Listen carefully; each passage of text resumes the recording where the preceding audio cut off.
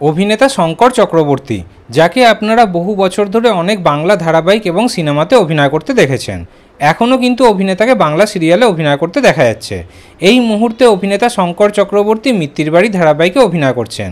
এর আগেও বহু জনপ্রিয় ধারাবাহিকে অভিনয় করেছেন তিনি, সে কৃষ্ণকলি হোক বা ইচ্ছে নদী। ওদিকে পুণ্যিপুকুর, ইষ্টিকুটুম, দেশের মাটি, এছাড়া আরও বহু জনপ্রিয় ধারাবাহিকে অভিনয় করেছেন তিনি। এবার অভিনেতাকে নিয়ে একটা খুবই খারাপ খবর সামনে এলো। এবার একটি সাক্ষাৎকারে অভিনেতা জানালেন যে তিনি নাকি পেটের দায়ে সংসার চালানোর জন্যই বাধ্য হয়ে ধারাবাহিকে অভিনয় করছেন।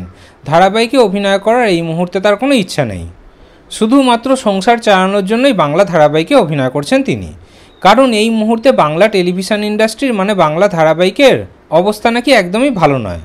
অভিনেতা জানিয়েছেন যে ধারাবাহিকে যারা প্রধান নায়ক নায়িকার ভূমিকায় অভিনয় করছেন তারা নাকি একদমই অভিনয় জানে না। এখন তো রিলস দেখে এবং ফলোয়ার্স দেখে নাকি নায়ক নায়িকা সিলেক্ট করা হয়। কার ইনস্টাগ্রামে কত ফলোয়ার সেই দেখে নাকি নায়ক নায়িকাকে নেওয়া হয়।